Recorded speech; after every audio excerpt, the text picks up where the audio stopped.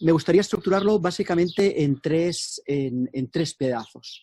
Un primer pedazo me gustaría hablar sobre orientaciones de acción. Porque si nosotros creemos que podemos entrar en el colegio y conseguir que los colegios se conviertan en seguros, significa que tenemos que entender la lógica del colegio. Así que voy a dar unas 4 orientaciones para que se entienda la lógica del colegio, para que cuando hablemos con las escuelas seamos bien entendidos.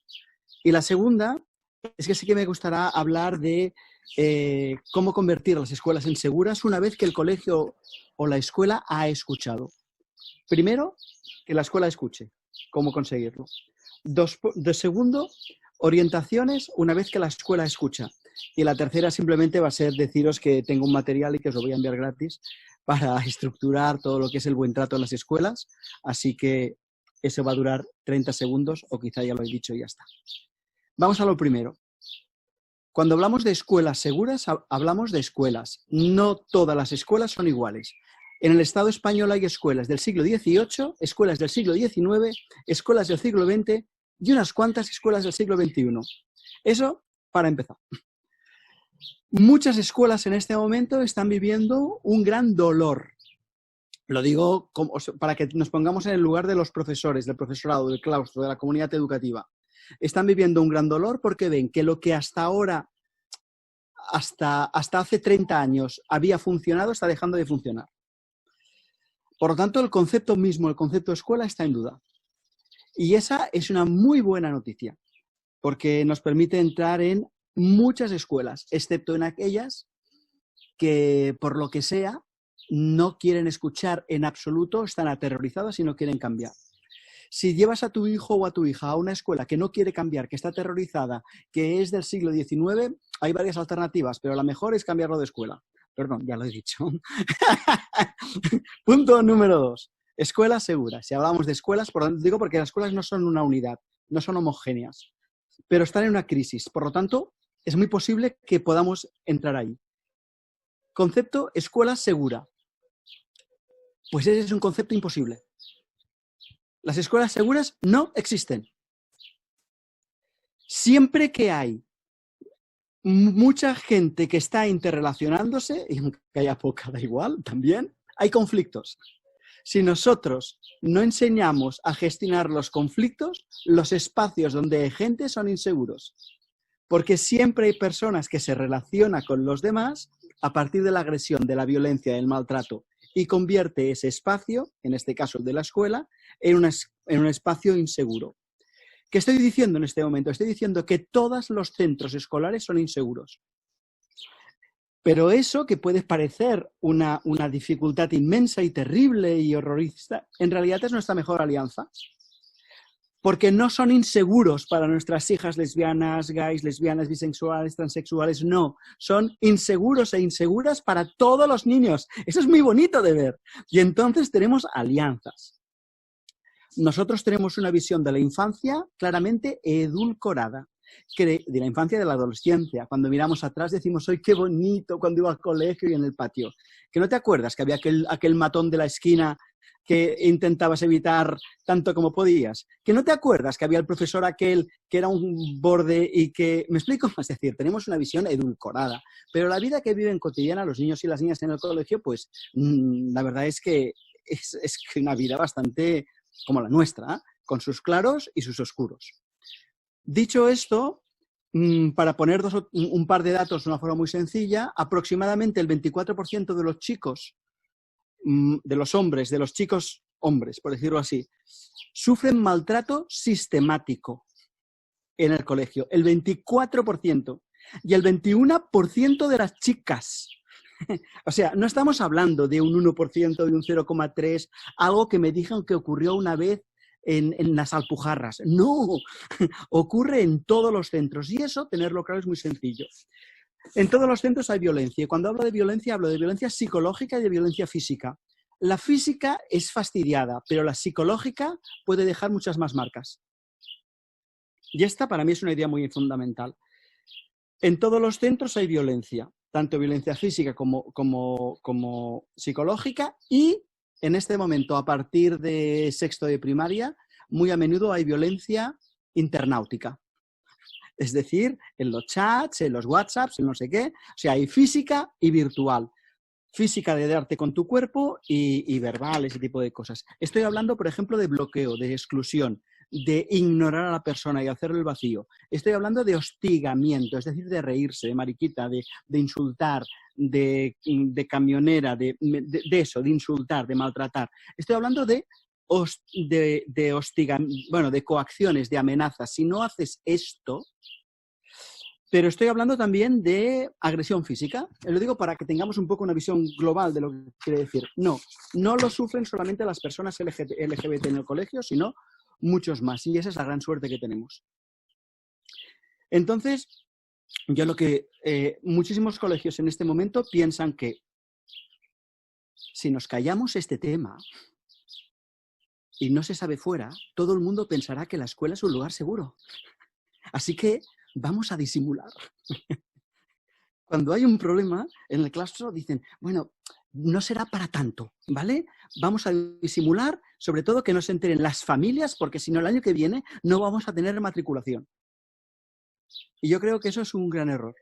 Y hay que hacérselo llegar a los profesores, a las profesoras, a las direcciones. En todas las colegios hay violencia y solo las escuelas que lo reconocen pueden ser seguras. Porque las escuelas que lo reconocen pueden hacer un pacto para violencia cero. Y cuando yo hago un pacto para violencia cero y digo, en todas las escuelas las estadísticas dicen, y saco los datos, y se lo explico a la familia, le digo, cuando ustedes eran niños, pero eso lo podéis ver vosotros, cuando vosotros eras niños y niñas y estabas en el colegio, ¿había o no había un matón? ¿Había o no había alguien que maltrataba? ¿No había gente que se pasaba de la raya? ¿No había gente a la... Pues eso que ocurrió en vuestro cole está pasando en todos los colegios. Pero la suerte, que eso es lo que debería decir el claustro, en lugar de escultarlo, debería decir, la suerte, queridas familias, es que nosotros hemos decidido que esto lo vamos a abordar. Porque nosotros amamos a vuestros hijos y este tiene que ser un espacio seguro. Lo que estoy diciendo es que cuando el centro habla, al contrario de lo que parece, gana la confianza de las familias. Y este es un mensaje que deberíamos dar a los claustros, a las escuelas. Porque el silencio es igual a riesgo. Riesgo para el alumnado, pero también riesgo para el prestigio del centro. Porque de repente descubren que si algo va mal, y en todos los colegios en algún momento algo va mal, igual no este año, pero sí el que viene, van a haber casos de maltrato, casos de bullying, que gordos cada 2, cada 3, cada 4 años como mucho. Por lo tanto, te va a tocar la chinita. Por lo tanto, mejor que lo tengas previsto. Y cuando lo tengas previsto, mejor que actives todos los planes. Y si tu colegio es capaz de activar todos los planos, este es un colegio seguro. Para un momentito, un colegio seguro no es un colegio donde no hay conflictos. Es un conflicto donde se entiende quiénes son los actores de estos conflictos y se entiende que hay que ayudar a todos los actores. Ahora entraré ahí. Un colegio seguro, una escuela segura, es la que sabe que los conflictos son inevitables, pero nosotros lo vamos a usar para que los niños aprendan. Los niños y las niñas entran en el colegio sin saber explicar. Y a los profesores nos parece normal porque tenemos que enseñarles. Pues vamos a ver otra verdad como un piano. Los niños y las niñas entran en el colegio sin saber relacionarse. Y vamos a aprovechar las dificultades para que aprendan a relacionarse. Punto final. Y la escuela que es capaz de decir eso en voz alta es una escuela que puede convertirse en segura y que además, en contra de lo que parece, despierta la confianza de las familias. Por lo tanto, los conflictos se pueden convertir en una oportunidad. Porque cuando alguien agrede a alguien, puede aprender a relacionarse. De hecho, el maltrato, la escuela insegura, el bullying, se construye a partir del momento en que yo maltrato a alguien, no se aborda este tema y yo lo vuelvo a repetir. Y como no se aborda y yo solo sé relacionarme de esta manera, lo vuelvo a repetir.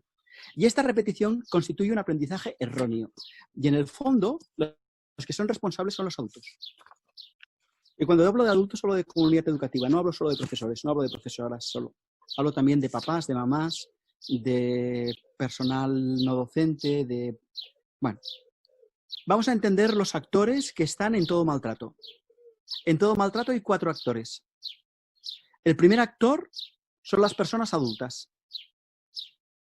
Porque o nosotros abordamos esto, o si no, nosotros estamos dando permiso para que nuestra escuela sea una escuela como la que yo viví durante el franquismo. Es decir, donde el más fuerte es el fuerte. Y ya está, es el que manda. Por lo tanto, hay una parte muy importante que nosotros como familias, pero también el profesorado, pero también el monitoraje, yo qué sé, los cocineros, las cocineras, pues tienen que entender que la escuela tiene que ser un espacio seguro. Y esto es un actor. Son 4 los actores. Los siguientes actores son, es decir, los adultos, y yo quiero también decir otra cosa, los adultos necesitamos ayuda, porque necesitamos formación. Ahora voy yo aquí y digo, pues hay que enseñar a los niños y a las niñas a relacionarse. Y muchos profes me miran y me dicen, ¿y esto cómo se hace? ¿Y yo qué hago? ¿Qué recursos tengo? ¿No? Por eso luego decía, y con esto ya termino el 4º bloque, con esto luego os voy a dar un material gordito con cosas para escribir y para trabajar, que es para profes, ¿vale? De cómo paso 1, paso 2, paso 3, de cómo abordar ese tema en clase. Os lo voy a dar en PDF y lo repartís tranquilamente a quien os dé la santa gana. Hablaba de 4 actores. Uno son los adultos, otros son los agresores. Los agresores. Vuestros hijos pueden ser agresores. Vuestras hijas pueden ser agresoras.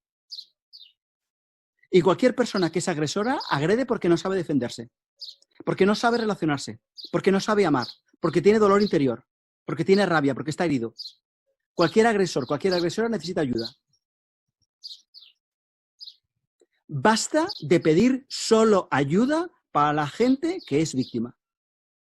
Hay muchos chicos y chicas que agreden a otros porque tienen un gran dolor interior. Necesitan ayuda. Punto. Tercer actor, las víctimas. Es obvio que necesitan ayuda. Ninguna víctima es culpable. Paréntesis. Las víctimas callan porque se creen culpables. Por lo tanto, hay que desenmascarar la idea del culpable. Y para desenmascarar la idea del culpable hay que desenmascarar la idea del chivato. Pero eso lo diré luego si tengo tiempo y si no en las preguntas y eso.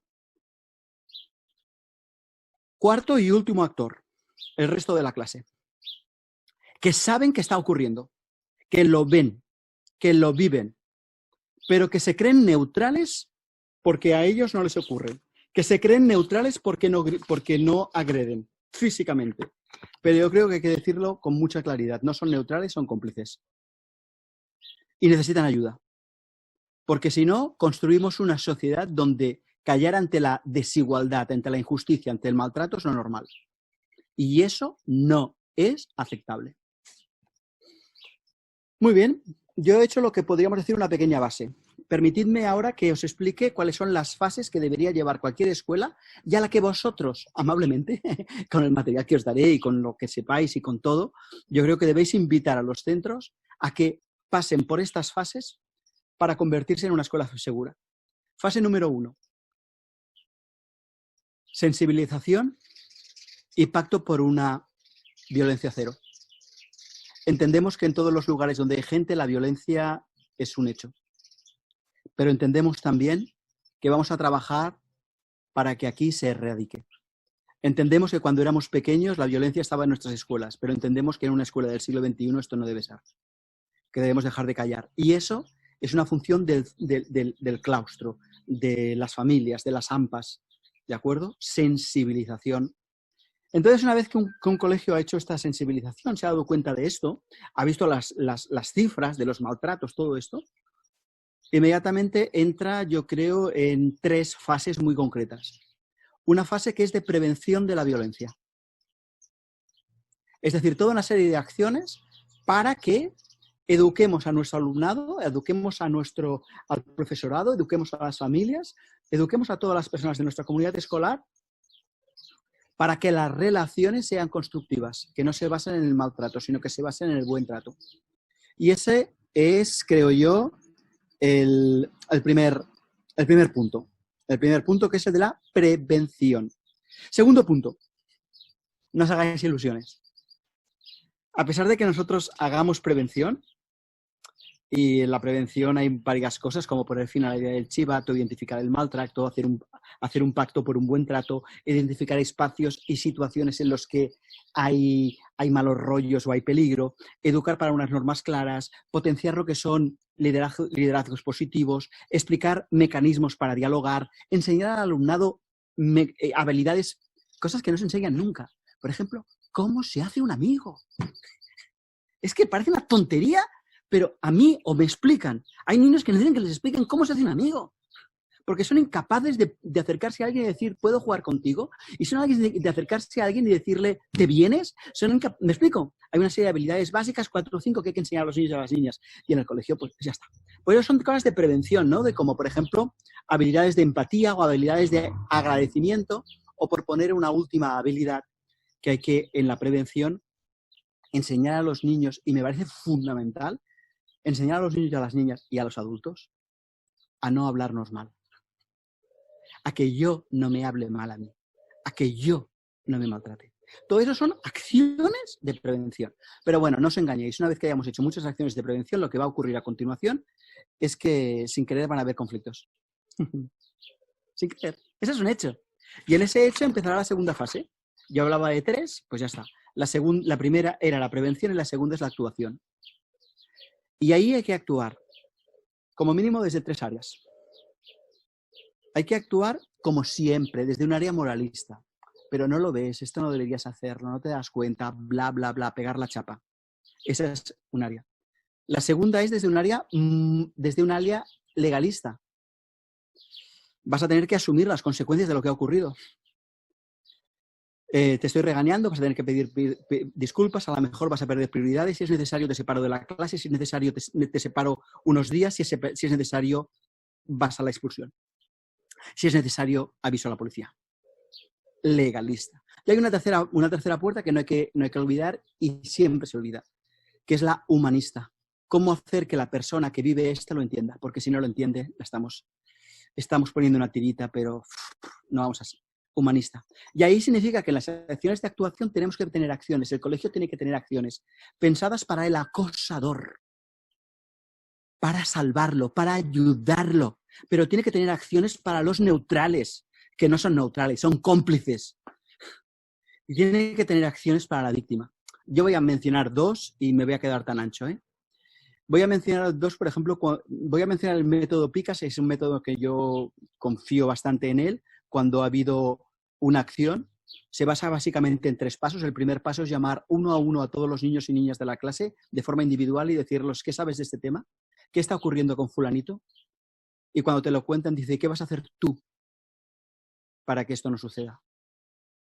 Gracias, pues dentro de una semana te llamo y vemos cómo va. Y eso lo hacemos con todos. Al cabo de una semana los volvemos a llamar. ¿Cómo va? ¿Hay cambios? Cuando vemos que los cambios son reales, porque los neutrales han dejado de ser neutrales, porque los agresores han entendido que o cambian su actitud o van a ocurrir cosas, pues ahí es cuando por fin hacemos un trabajo grupal. Decimos, hasta ahora lo que ha ocurrido es esto, pero ha cambiado, ¿qué podemos aprender? Bla, bla, bla. El método PICAS es extraordinario. Pero para el acosador hay cosas muy hermosas. Por ejemplo, hay un test para que el acosador se dé cuenta de lo que hace. Muchas veces no son conscientes de lo que hace. Hay una serie de preguntas. ¿Haces esto? ¿Cómo te sentirías? ¿Haces esto? ¿Cómo te sentirías? ¿Haces esto? ¿Cómo te sentirías? Y una persona que hace esto, ¿quién es? Porque una persona que lee es un león. Perdonad la broma. Pero una persona que maltrata es un maltratador. Con todas las letras. Pero a veces no se han dado cuenta, ¿eh? Entonces tienen que darse cuenta. Entonces, hay acciones para los acosadores, hay acciones para los neutrales. El role-playing, ponerse en lugar, a imaginarse qué me pasaría, imaginar, vale. Y luego hay acciones para las víctimas. Por ejemplo, buscar una persona líder de la clase y que sea su compañero, su compañera, que esté a su lado de apoyo en el patio, en las actividades.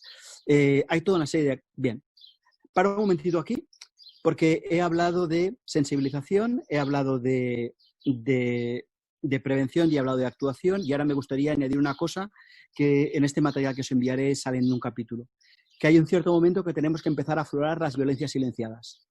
Y en las violencias silenciadas están las violencias contra las personas LGTB, pero están también las violencias contra las personas gitanas, pero están también las violencias contra las personas inmigrantes.